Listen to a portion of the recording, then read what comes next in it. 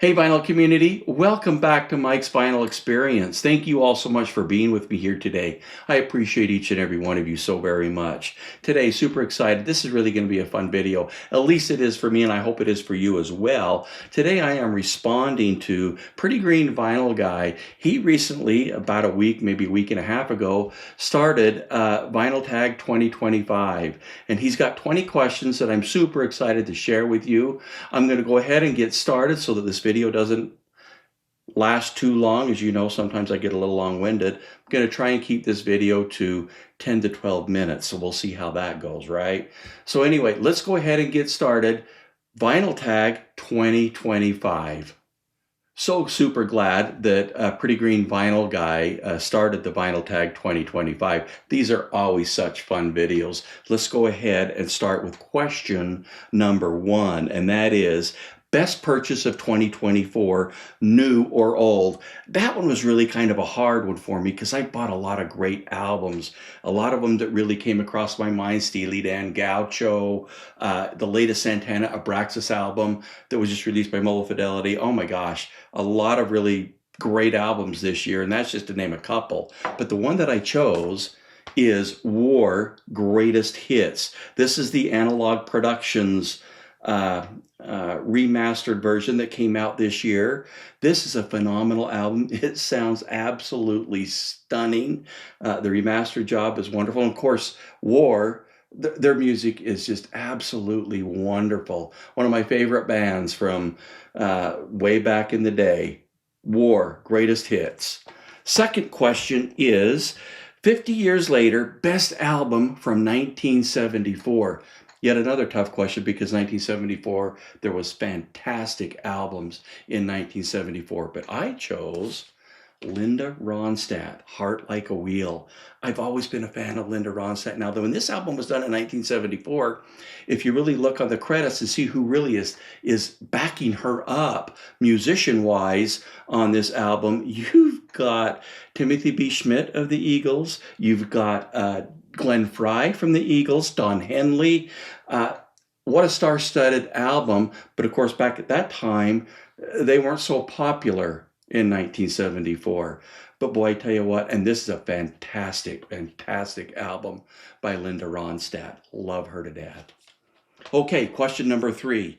An album that defines a genre. Okay, that one was kind of a difficult one, but you're going to probably laugh at this one. You're actually going to probably laugh at this question and the next one. The one that I chose was Mannheim Steamroller, A Fresh Air Christmas, partly because it's the holiday season, for sure, but really, back when Chip Davis and Mannheim Steamroller, if you remember the Fresh Air series, that they started out, Fresh Air 1, 2, 3, 4, I think they ended up with 8, maybe 9, I can't remember. I've got them all.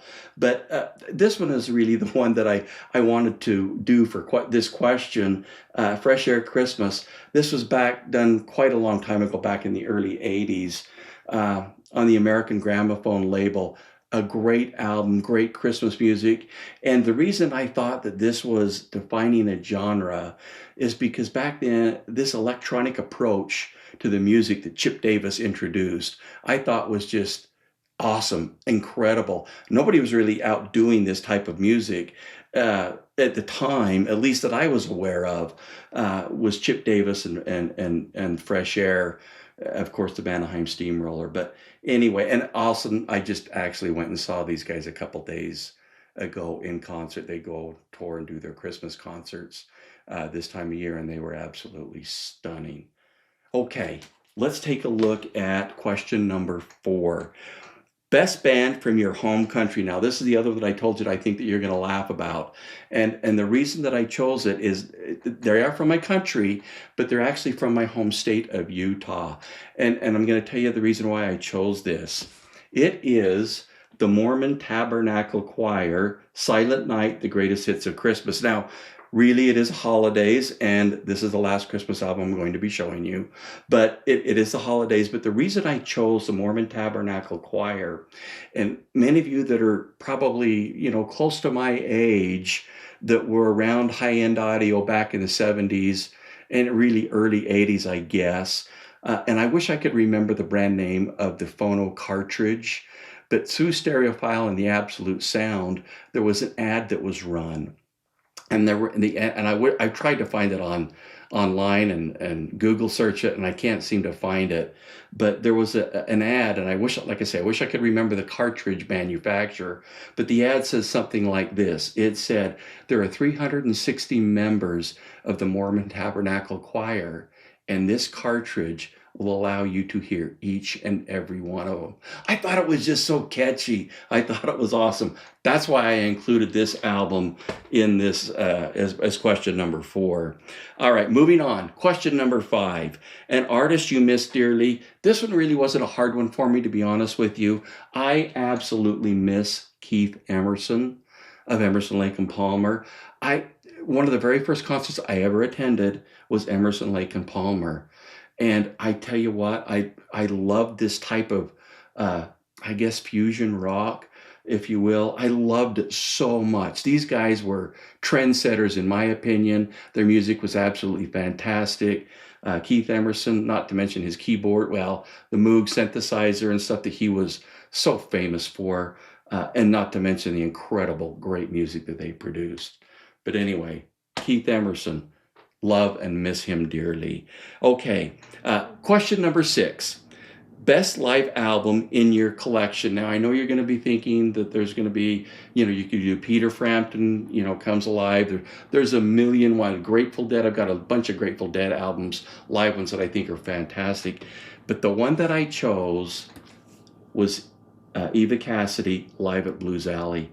I think this is another artist that died way too young, in my opinion.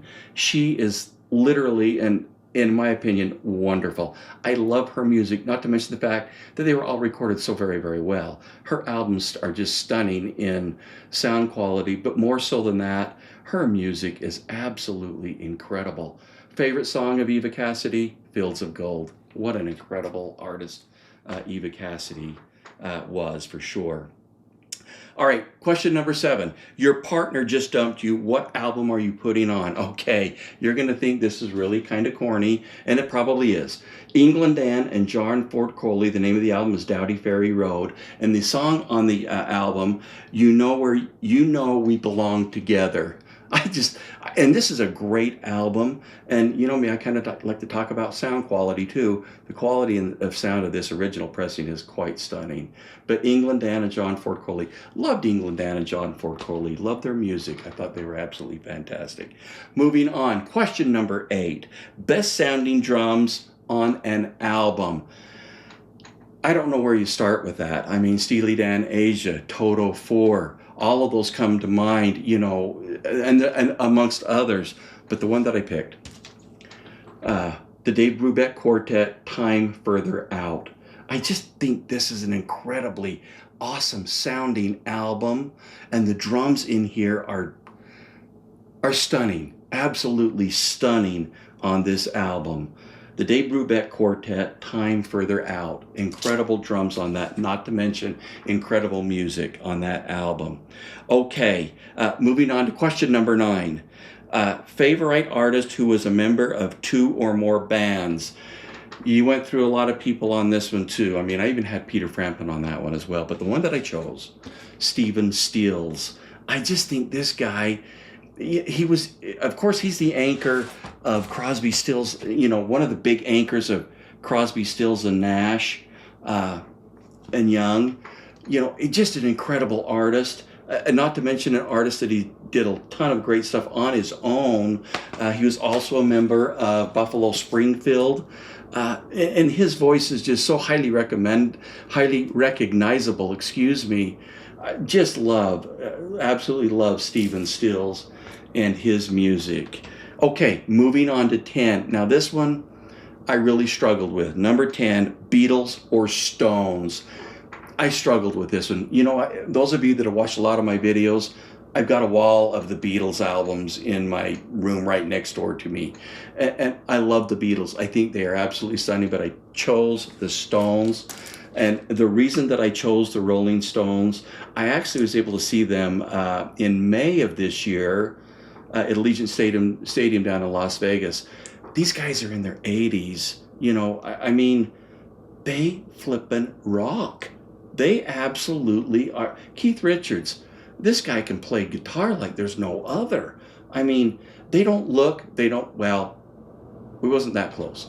I shouldn't say they don't look. They don't act anywhere, and they don't sound like they're in their 80s. These guys are phenomenal.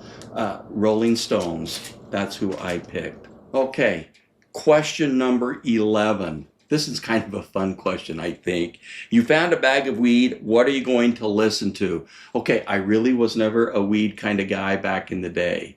Uh, I really wasn't, okay? I really wasn't a weed kind of guy. However, if back in that time, back in those 70s, those great times in the 70s, this is the album that I would have chosen if I had a bag of weed. Led Zeppelin 4. Holy cow, how can you not go wrong with this album? I mean, an incredible album. This happens to be the Classic Records version of the album, but I tell you what, Led Zeppelin, and Led Zeppelin 4 to me was just my favorite album of Led Zeppelin's, but I love them all. I've got them all, but they're all just fantastic. But Led Zeppelin 4 would be the one that I would choose if I had a bag of weed, and I don't, and I didn't. So anyway, 12, question number 12, an album from the 1980s you still listen to. You know, I still pull this album out, David Bowie, Let's Dance, and listen to it. Not I mean, I pull it out quite a bit. I mean, it. I really like this album. This album is absolutely wonderful. One of, in my opinion, David Bowie's best. David Bowie, Let's Dance. Great, great album. Love to hear it. Okay, an artist whose political stance, this is question number 13, an artist whose political stance has soured you. Well, I kind of really thought long and hard on this, and I really don't know that there was any real artists that really soured me on any of the political scenes of the time. Really, anybody that, I mean, everybody has political stances on issues and whatnot, but the one that really I thought of the most, and it's not because she soured me, but it's because I actually respected her for what she did. So I'm kind of twisting this question around a little bit. So, Pretty Green Vinyl guys, sorry, but I'm kind of twisting this question around. I chose Joan Baez, and I'll tell you the reason why. Back in the day, back in the 60s and 70s, she was really an activist, if you will, if you want to know the truth. She marched with Martin Luther King Jr. I mean, she did so many wonderful things. She protested the Vietnam War. I mean, I just remember so much about her, not to mention the fact that I like her music. She's awesome. She's really good. So for question number 13, she didn't sour me by any means, but I really appreciate her and what she stood for. Okay, moving on. Question number 14, show a favorite record label. Well, lately this year it's been Pablo. I mean, they've just, every record that I have of Pablo, which is now, my collection is probably reaching close to 40, including the analog, represses of, analog productions represses of some of these albums. I think they did 13 or 14 of them, I'm not sure, but 15 anyway. But just the regular Pablo record label is phenomenal. The music has always been good. I've never been disappointed in any of the albums of Pablo records that I have, and every one of them sound amazing, simply amazing.